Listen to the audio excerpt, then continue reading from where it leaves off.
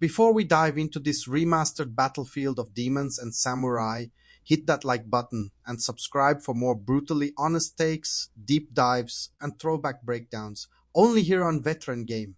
Now let's talk Onimusha 2 Samurai's Destiny.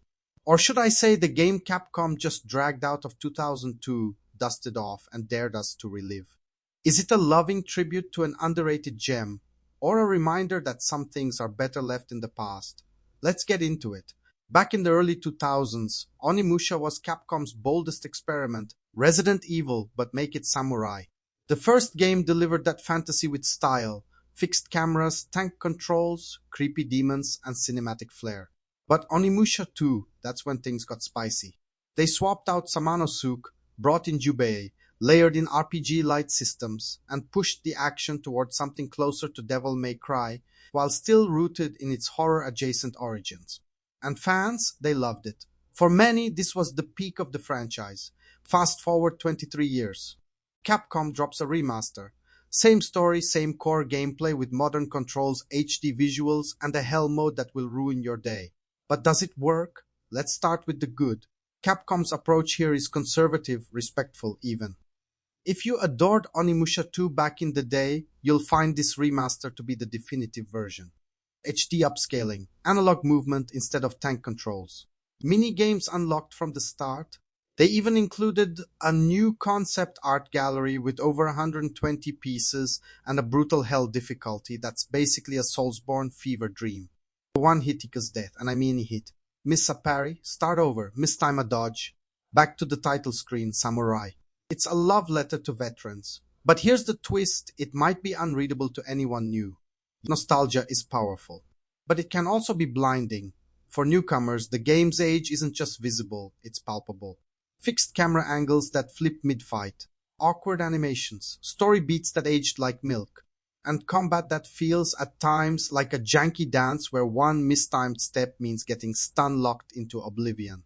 And let's talk about Oyu, the only female lead who's introduced nude under a waterfall and spends most of the story being rescued. It's a jarring clash. She's meant to be strong, but the game constantly undermines her. It's not just dated, it's disappointing. Even the level design shows its wrinkles. Narrow corridors, constant enemy respawns, clunky puzzle gating. It's like Capcom left the bones of 2002 untouched and slapped on a fresh coat of paint. For fans raised on Neo Sekiro or even Ghost of Tsushima, this will feel like visiting an ancient dojo where the master forgot to modernize. So is it worth playing?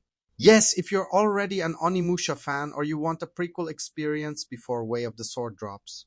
This is still the franchise high point, with weapon variety, branching paths via the gift system, and cool allies like rifle-wielding Magoichi. The remaster gives you exactly what you remember, nothing more, nothing less. If you love that era, this is a satisfying return. But if you never vibed with the PS2's quirks, or if you're looking for a complete overhaul like Resident Evil 2 Remake, this might feel like a museum exhibit instead of a revival. Capcom played it safe, and that's both the remaster's strength and its weakness. For veterans, it's a comfort game. For newcomers, it's a curiosity. Either way, it's a bold reminder of how far gaming has come, and how risky it is to simply preserve without evolving. So Onimusha 2, Samurai's Destiny, a remaster with sharp edges blunted by time. But what do you think? Did Capcom strike the right balance? Or should this ghost of PS2 past have stayed buried? Drop your thoughts in the comments, and as always, like, subscribe, and join us again here on Veteran Game, where the past is never just history.